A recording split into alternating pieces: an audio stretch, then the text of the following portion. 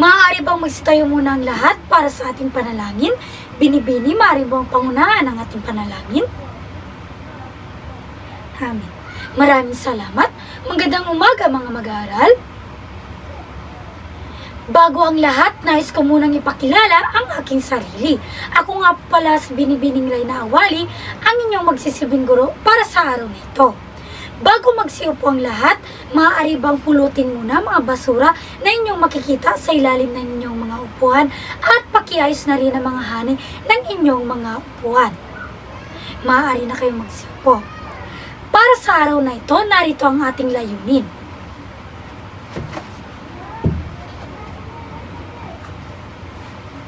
Maaari bang basahin ng sabay-sabay? Ang layunin na ito ang inaasahan natin makamit pagkatapos ng ating talakayan. Ngayon ay magkakaroon tayo ng pangkatang gawain. Ipapangkat ko ngayon ang klase sa 3 pangkatan. Ito ang magsisilbing unang pangkat, ito naman ang pangalawang pangkat, at ito naman ang ikatlong pangkat. Ang bawat pangkat ay makakatanggap ng isang salitang kilos na kung saan pipili ang bawat pangkat ng 1 hanggang 2 representante upang ang siyang gagawa o magpapakita ng kilos. Habang ang ibang pangkat naman ay huhulaan kung anong salitang kilos ito at tutukuyin kung ang kilos ba ay nagawa na, ginagawa pa o gagawin pa lamang. Naintindihan po ba? Kung ganun, narito ang salitang kilos ng pangkat 1, narito naman ang salitang kilos ng pangkat 2, at narito naman ang salitang kilos ng ikatlong pangkat. Bibigyan ko lamang kayo ng 1 minuto upang pag-usapan ang inyong gagawin. Maliwanag ba? Kung ganun, ang inyong 1 minuto ay magsisimula na. Ang inyong 1 minuto ay tapos na. Pangkat 1, maaari niyang simulan. Pangkat 2, sa tingin nyo, ano ang kilos na ipinapakita ng pangkat 1? Sa tingin nyo, ang kilos ba ay nagawa na, ginagawa pa o gagawin pa lamang? Tama ba pangkat 1? Magaling, bigyan natin sila ng 3 bagsak. Dadako naman tayo ngayon sa pangalawang pangkat. Pangkat 3, ano sa tingin nyo ang kilos na ipinapakita ng pangkat 2?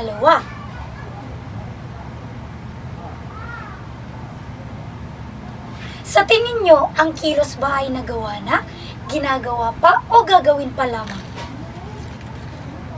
Pangkat 2, tama ba ang kanilang sagot? Magaling, bigyan natin sila ng 3 bagsak.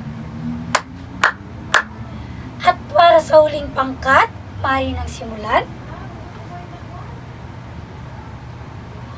Pangkat 1, ano ang salitang kilos ang pinapakita ng pangkat 3?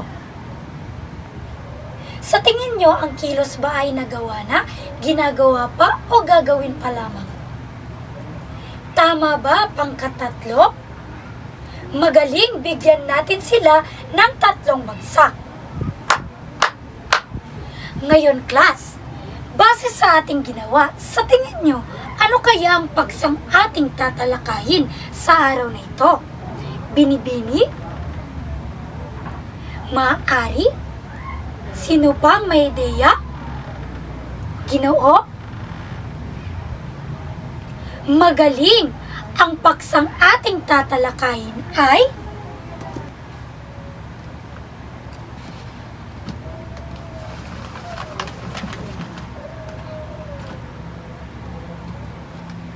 aspekto ng pandiwa. Ngayon, class, bago tayo dadako sa ating formal na talakayan, ay mayroon muna akong ipapakitang mga larawan na kung saan nais kong suriin at obserbahan niya ito ng 1 minuto sapagkat ako ay magkakaroon ng ilang katanungan pagkatapos. Naintindihan ba? Narito ang ating mga larawan.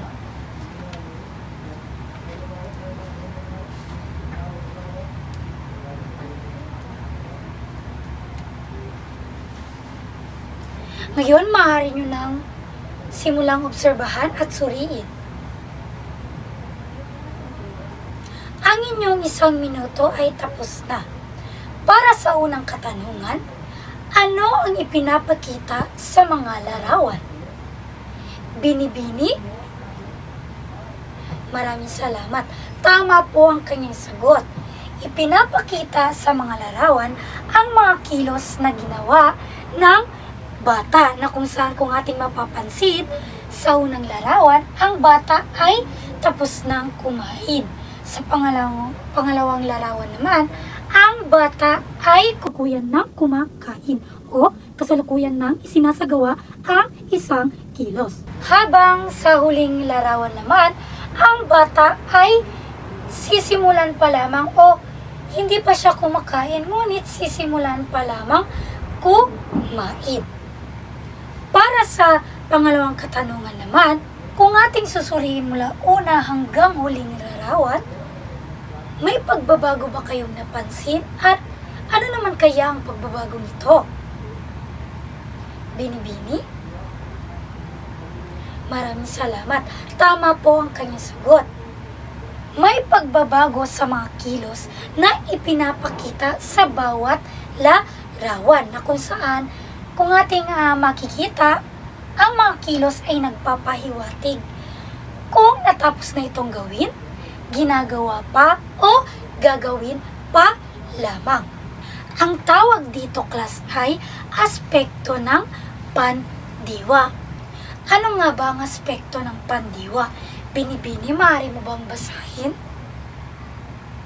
Base sa iyong nabasa, ano ang iyong naunawaan? Maraming salamat.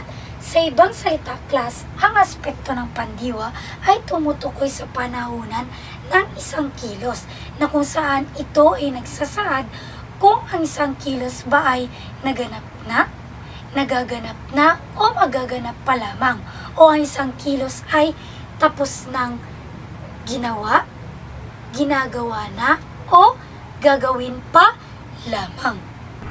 So mayroon tayong 4 na aspekto ng pandiwa. Una ay ang binibini, maaari mo bang basahin? Base sa iyong nabasa, ano ang iyong naunawaan?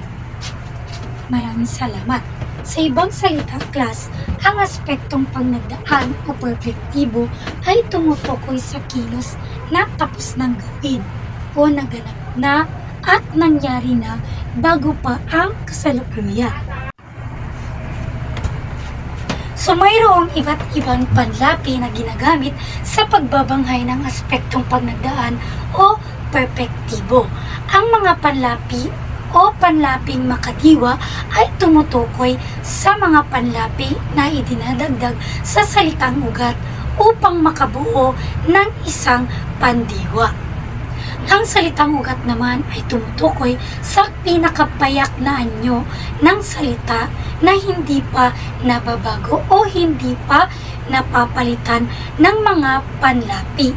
Halimbawa nito ay awit, laro, at iba pa. Ang mga panlaping ginagamit sa pagbubuo ng aspektong pangnagdaan o perpektibo ay ang panlaping na inilalagay sa unahan ng salitang ugat. Halimbawa, natuwa. Ang aking kapatid ay natuwa sa binigay kong regalo sa kanya. Sunod na panlapi ay ang panlaping na inilalagay din sa unahan ng salitang ugat. Halimbawa, binibini, maaari mo bang basahin? Maraming salamat. Ang panlaping din ay inilalagay sa gitna ng salitang ugat. Halimbawa, Ginoo, maaari mo bang basahin? Maraming salamat. Sino ang maaaring magbigay pa ng ibang halimbawa ng aspektong pangnagdaan o perpektibo gamit ang mga panlaping na o binibini? Magaling. Ang ika-4 na panlapi naman ay ang panlaping nag na inilalagay din sa unahan ng salitang ugat. Halimbawa, Naglinis. Kami ay naglinis ng bahay kahapon. Sunod na panlapi naman ay ang panlaping in na inilalagay sa gitna ng salitang ugat. Halimbawa, Binibini, maaari mo bang basahin? Maraming salamat. Sino ang maaaring magbigay ng ibang halimbawa ng aspektong pangnagdaan o perpektibo na ginagamitan ng panlaping nag o in? Ginoo? Magaling. Ang ikalawang aspekto naman ay ang aspektong pangkasalukuyan o imperpektibo. Binibini, maaari mo bang basahin? Base sa iyong nabasa, ano ang iyong naunawaan? Maraming salamat. Sa ibang salita, class, ang aspektong pangkasalukuyan o imperpektibo ay tumutukoy sa kilos na kasalukuyang isinasagawa o patuloy pang nangyayari at hindi pa natatapos. Sa pagbabanghay ng pandiwang pangkasalukuyan, gumagamit din tayo ng iba't ibang panlapi at ating inuulit ang unang pantig ng salitang ugat. Halimbawa ay ang panlaping na. Halimbawa ng panlaping na, natutunaw. Ang yelong ito ay natutunaw na. Pangalawang panlapi naman ay ang panlaping na inilalagay sa unahan ng salitang ugat. Halimbawa, umaawit. Si Vivian ay umaawit ng paborito niyang kanta. Ang panlaping din ay maaaring ilagay sa gitna ng salitang ugat. Halimbawa, Ginoo, maaari mo bang basahin? Maraming salamat. Sino ang maaaring magbigay ng iba pang halimbawa ng aspektong pangkasalukuyan o imperpektibo na ginagamitan ng panlaping na, o Binibini? Magaling. Sunod na panlapi na ginagamit naman ay ang panlaping nag na inilalagay sa unahan ng salitang ugat. Halimbawa, Ginoo, maaari mo bang basahin? Maraming salamat. At ang panguling panlapi naman ay ang panlaping in na inilalagay sa gitna ng salitang ugat. Halimbawa, hinihintay. Ang kapatid ko ang hinihintay ko dito. Sino ang maaaring magbigay ng iba pang halimbawa ng aspektong pangkasalukuyan o imperpektibo na ginagamitan ng panlaping nag o in? Binibini? Magaling. Ang ikatlong aspekto naman ay ang aspektong panghinaharap o kontemplatibo.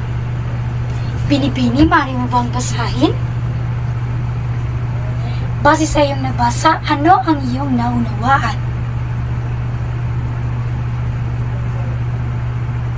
Maraming salamat. Ang aspektong panghinaharap o kontemplatibo ay tumutukoy sa kilos na inaasahan ng mangyari. Ibig sabihin, hindi pa nasisimulan, ngunit tiyak na gagawin. Binabanghay din natin ang aspektong panghinaharap o kontemplatibo gamit ang iba't ibang panlapi at ating inuulit ang unang pantig ng salitang ugat. Halimbawa ay ang panlaping ma na inilalagay sa unahan ng salitang ugat. Halimbawa, makikita. Sa kabilang tindahan natin makikita ang gusto mong pagkain. Sunod na panlapi ay ang mag na inilalagay din sa unahan ng salitang ugat. Ginoo, maaari mo bang basahin? Maraming salamat. Ang ikatlong panlapi naman ay ang panlaping in na inilalagay sa ulihan ng salitang ugat. Halimbawa, Binibini, maaari mo bang basahin?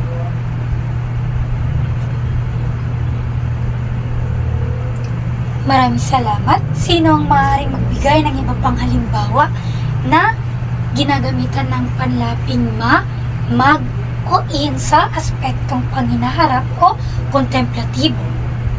Binibini? Magaling. Sa maraming pagkakataon, binabanghay din natin ang aspektong panghinaharap o kontemplatibo gamit lamang ang pag-uulit sa unang pantig ng salitang ugat. Halimbawa, uuwi. Ang lola ko ay uuwi sa Pilipinas sa darating na Kapaskuhan. Kung ating mapapansin, inuulit lamang natin ang unang pantig ng salitang ugat. Sino ang maaaring magbigay ng iba pang halimbawa ng aspektong panghinaharap o kontemplatibo na inuulit lamang ang unang pantig ng salitang ugat? Ginoo?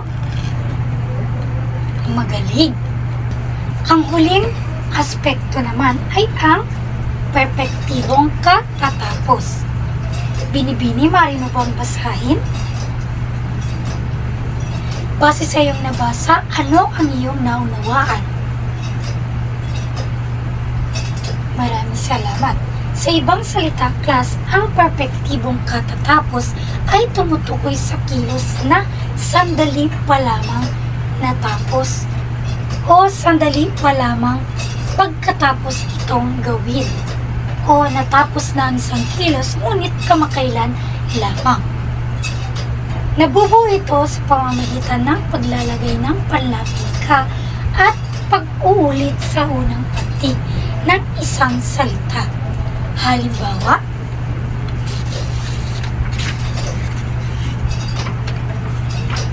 Ginoo, maaari mo bang basahin? Maaari ka bang magbigay pa ng ibang halimbawa ng perpektibong katatapos? Magaling. Ngayon, class, naintindihan ba ang ating paksang tinalakay? Kung gayon, ay aalamin natin kung talaga bang naintindihan nyo ang paksang ating tinalakay. So, mayroon ako ditong hinandang 3 tandang pananong. At bawat tandang pananong ay naglalaman ng isang katanungan. Magtatawag lamang ako ng 3 mag-aaral upang ang siyang pipili at sasagot sa mga katanungan. Naintindihan po ba? Para sa unang katanungan, Ginoo, maaari ka bang tumayo at pumili ng iyong tandang pananong? Okay, tingnan natin ang iyong napili.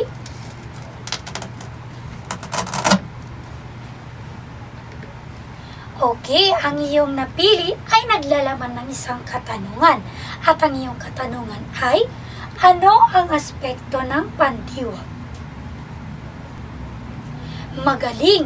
Tama po ang kanyang sagot, sapagkat ang aspekto ng pandiwa ay tumutukoy sa panahon kung kailan naganap, nagaganap, o gaganapin ang isang kilos. Bigyan natin siya, class, ng magarbong clap.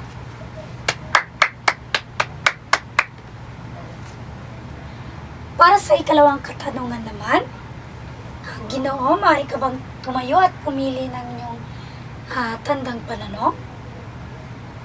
Tingnan natin ang iyong napili.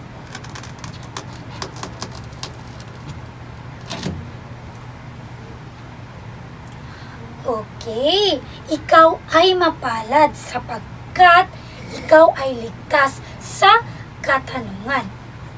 Para sa huling tandang pananong naman, Binibini, maaari ka bang tumayo?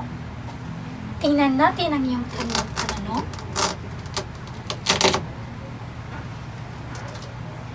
Okay, ang iyong tandang pananong ay naglalaman ng isang katanungan. At ang iyong katanungan ay, bakit mahalaga ang wastong paggamit ng aspekto ng pandiwa sa paghahatid ng mensahe at sa pakikipagtalastasan? Magaling! Tama po ang kanyang sagot sapagkat ang wastong ganitong paggamit ng aspekto ng pandiwa sa paghatid ng mensahe at sa pagkikipagtalastasan ay nagbibigay linaw kung kailan nagaganap, o magaganap ang isang kilos. Bigyan natin siya ng magarbong clap.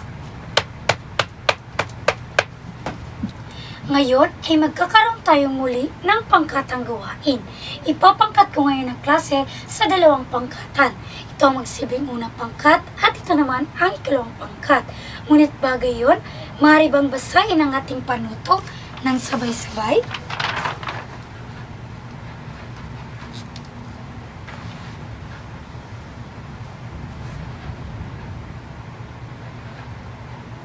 Maraming salamat. Bibigyan ko lamang kayo ng 1 minuto upang gawin ang gawain na ito. At pagkatapos ay pipili kayo ng isang representante ng inyong grupo upang siyang maglalahad ng inyong mga kasagutan. Naintindihan po ba? Kung ganon ay maaari na kayong magsimula. Ang inyong 1 minuto ay tapos na. Pangkatisa, maaari nyo nang irepresenta ang inyong gawain. Maraming salamat. Bago natin tingnan kung tama ba ang inyong mga kasagutan, ay dadako muna tayo sa pangkat 2. Maraming salamat. Ngayon ay titingnan natin kung tama ba ang inyong mga kasagutan. Para sa pangkat 1, tama po ang kanilang sagot. Bigyan natin sila ng magarbong clap. Ngayon ay dadako naman tayo sa pangalawang pangkat. Tama din po ang kanilang kasagutan. Kung kaya't bigyan natin sila ng magarbong clap.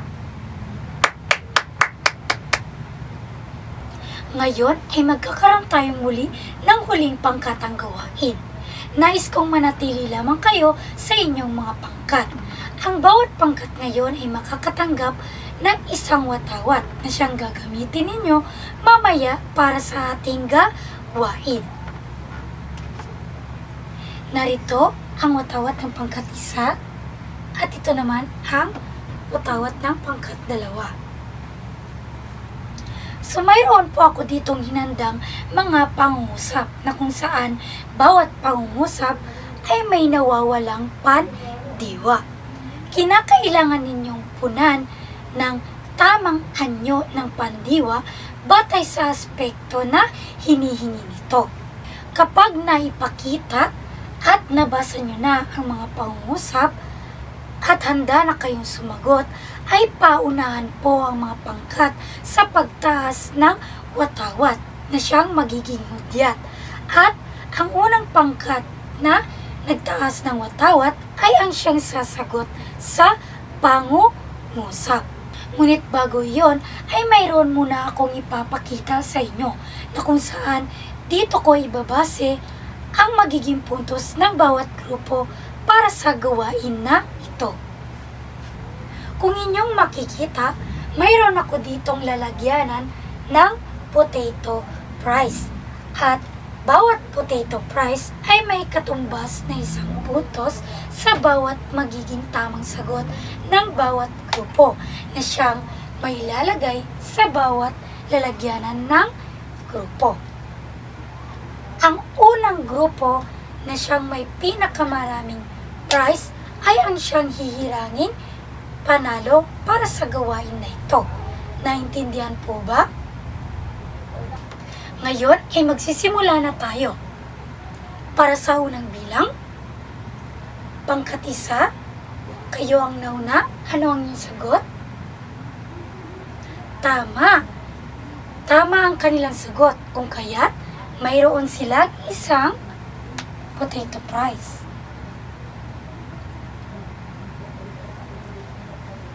Para sa pangalawang bilang, pangkat 2, ano ang inyong sagot? Tama din ang kanilang sagot. Kung kaya't mayroon na silang isang potato price. Ngayon, para sa ikatlong pangungusap, pangkat 1, ano ang inyong sagot? tama ang kanilang sagot. Mayroon na silang muli ng isang potato fries. Ngayon, para sa ika-4 na pangungusap, pangkat 2, ano ang iyong sagot? Magaling, tama ang kanilang sagot. Kung kaya't mayroon na silang isang potato fries.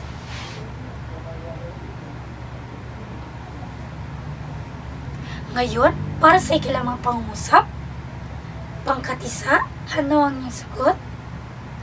Magaling, tama ang kanilang sagot. Kung kaya't mayroon na silang 3 potato fries. Ngayon, para sa ika-6 na pangungusap, nauna ang pangkat 2. Pangkat 2, ano ang inyong sagot? Magaling, tama po ang kanilang sagot. Kung kaya't mayroon silang 3 potato fries.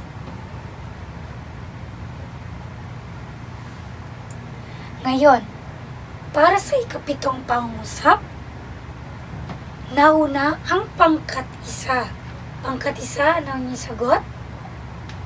Magaling, tama po ang kanilang sagot. Kung kaya't mayroon na silang 5 potato fries. Ngayon, para sa huling pangungusap, nauna ang pangkat 1. Pangkat 1, ano ang inyong sagot? Magaling, tama ang kanilang sagot. Kung kaya't mayroon na silang muli na potato fries. Sa puntong ito, ang pangkat 1 ay mayroon ng 6 na potato fries, habang ang ika-2 pangkat naman ay mayroong 3 potato fries. Kung kaya't ang pangkat 1 ang panalo para sa gawain na ito. Bigyan natin sila ng magarbong clap. Ngayon ay magkakaroon tayo ng pagsusulit. Kumuha lamang po ng isang kalahating papel at basahin ang ating panuto ng sabay-sabay. Bibigyan ko lamang kayo ng 1 minuto upang sagutan ito. Maliwanag ba? Kung ganoon ay maaari na kayong magsimula. Ang inyong 1 minuto ay tapos na, pakipasa na po ng inyong mga papel. Bago natin tapusin ang ating talakayan, ay magkakaroon muna tayo ng kasunduan na siyang ipapasa ninyo sa susunod nating pagkikita. Maaari bang basahin ang panuto ng sabay-sabay? Maraming salamat. Bago tayo magtatapos, maaari bang magsitayo muna ang lahat? Paalam mga mag-aaral.